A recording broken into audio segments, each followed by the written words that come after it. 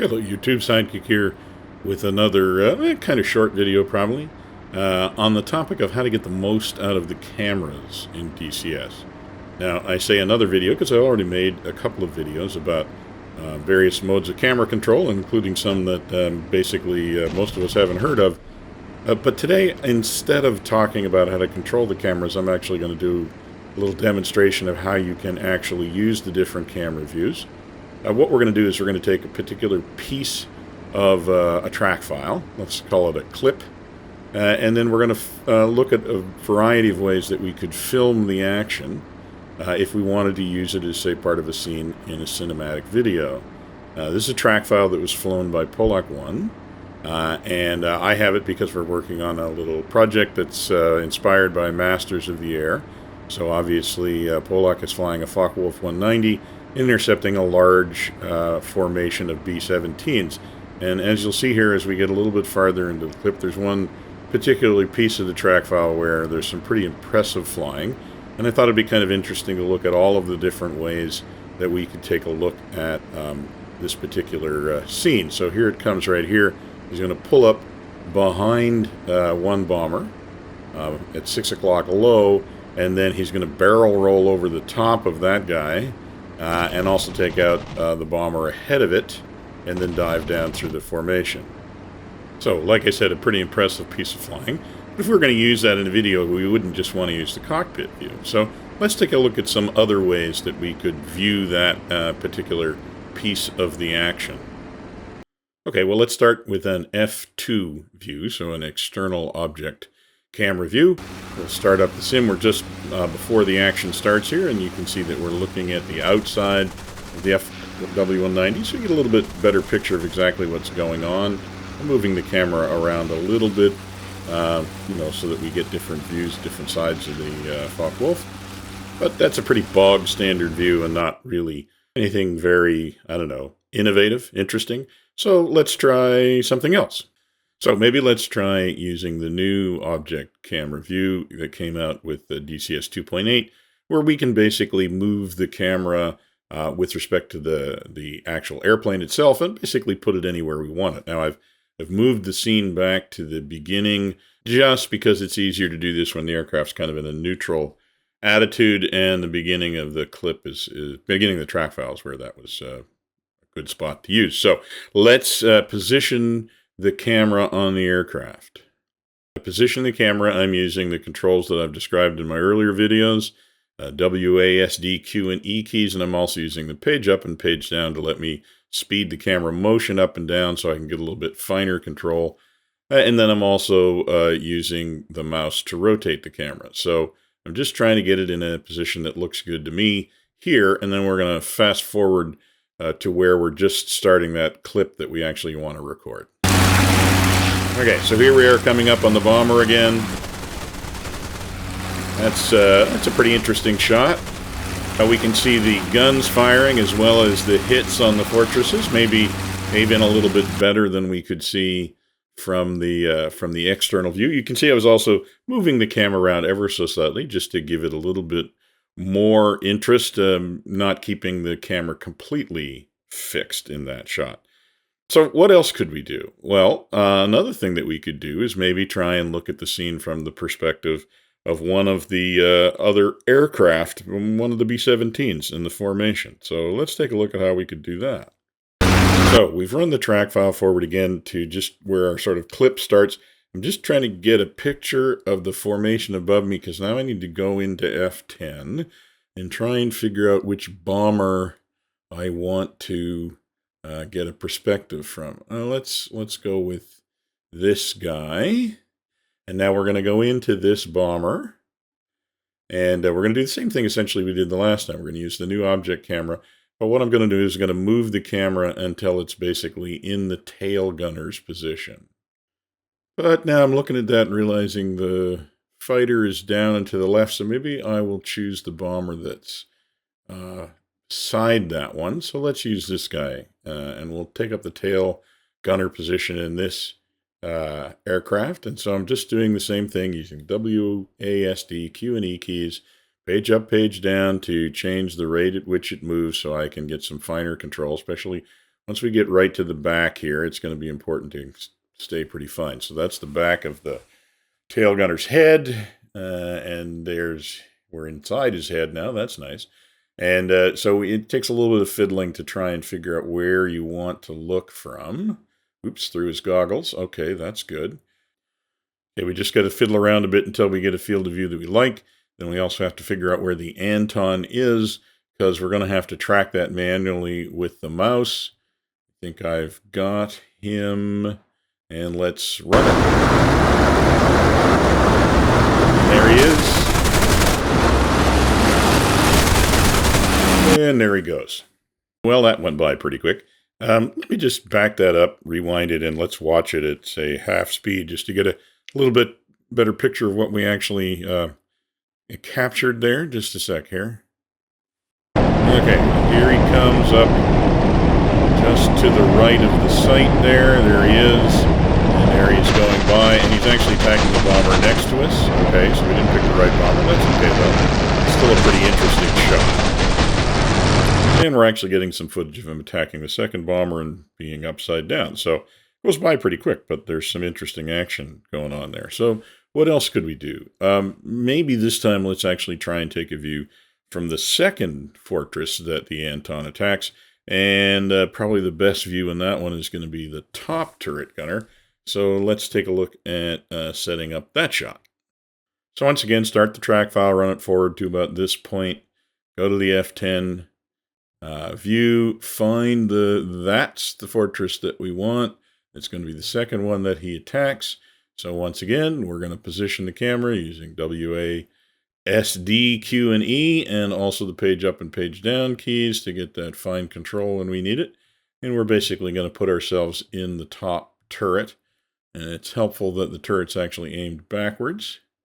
So that's good. Unfortunately, we can't make the view rotate with the turret. That would be really great if we could tie it to it. We can't. But, well, again, we'll just go through the gunner's head here. And then we just find a spot we want to be. Maybe, zoom back out a little bit. And get ready, because he's going to come up over the bomber behind us. It's going to go by pretty quick. That looks about good, right about there. So let's run it. Okay, here he comes, firing at the back bomber. Now he's firing at us. I don't feel good about our top turret gunner's chances at this point, but that's still a pretty dramatic shot there.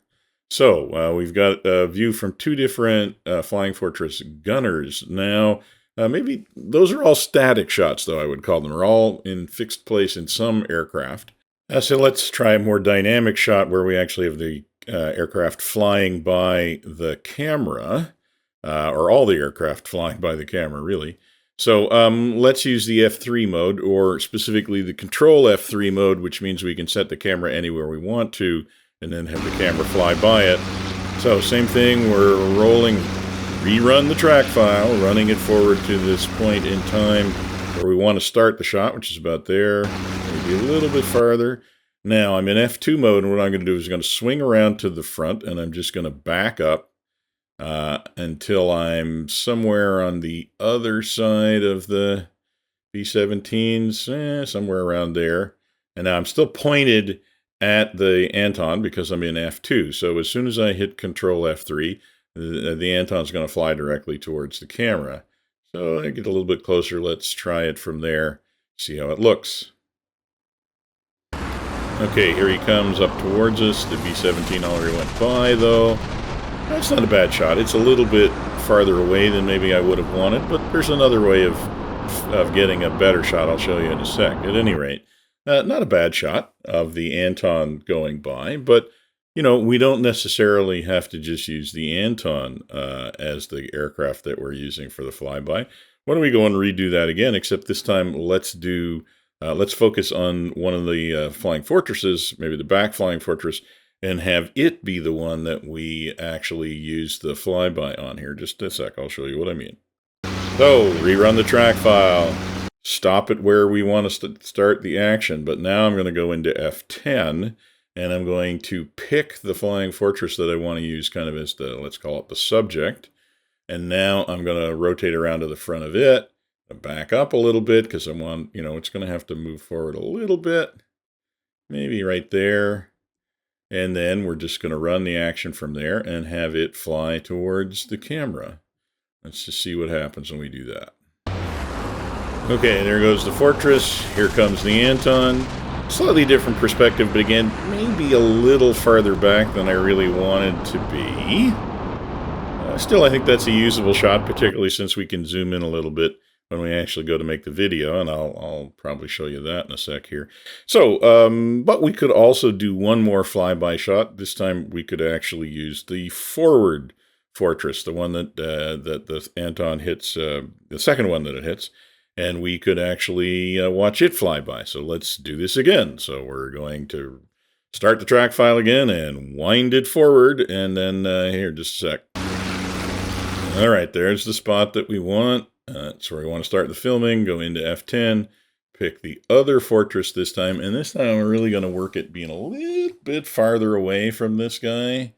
We've been maybe a little close the last time. We're going to move a little bit to the side as well.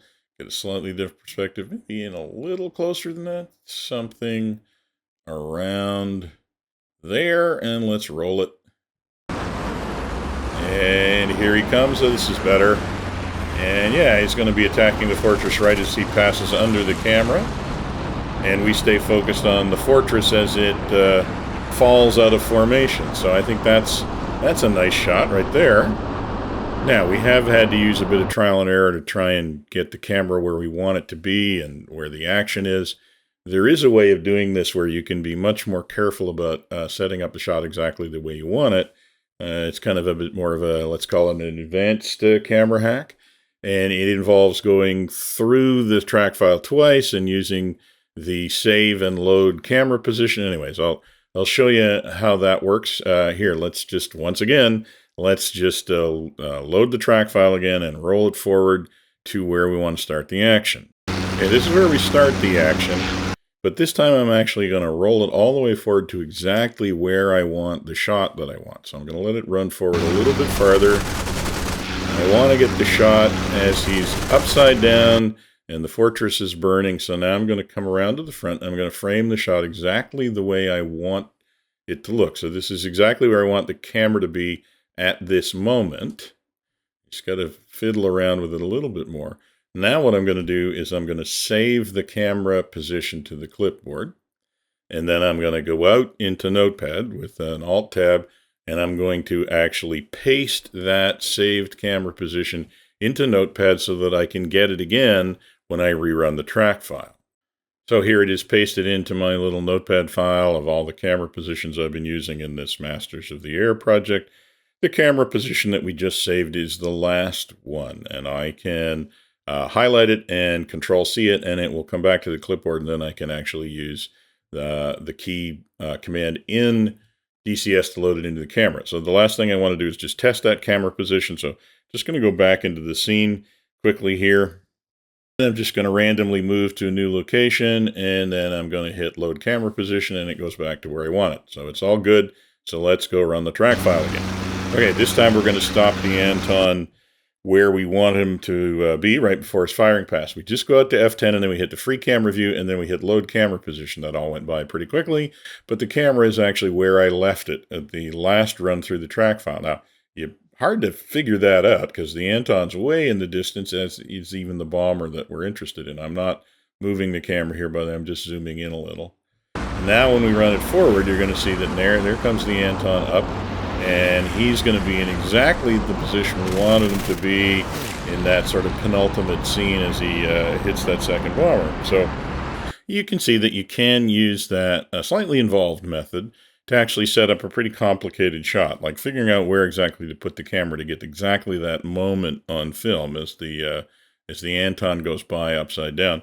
Pretty tough to do, except using those save and load camera position makes it quite easy. You just have to go through twice, frame the shot exactly the way you want to, save the camera position, and go back out, start the action wherever you want to after you've put the camera where you wanted it for the shot you want to get. So with a little bit of patience, you can pretty much get the shots that you want if you know how to use all of the features that are there in DCS, although some of them are not particularly well documented, I have to admit.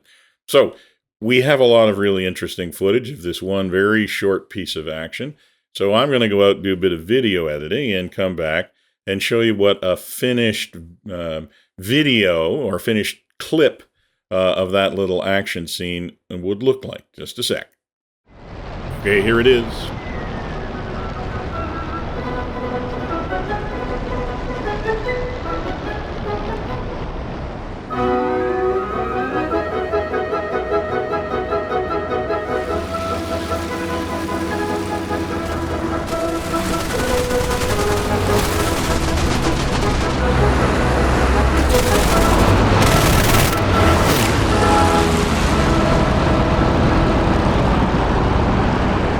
Okay, well, you'll notice I took the liberty of adding a little bit of B-roll at the front and a little bit of mood music, the overture from William Tell.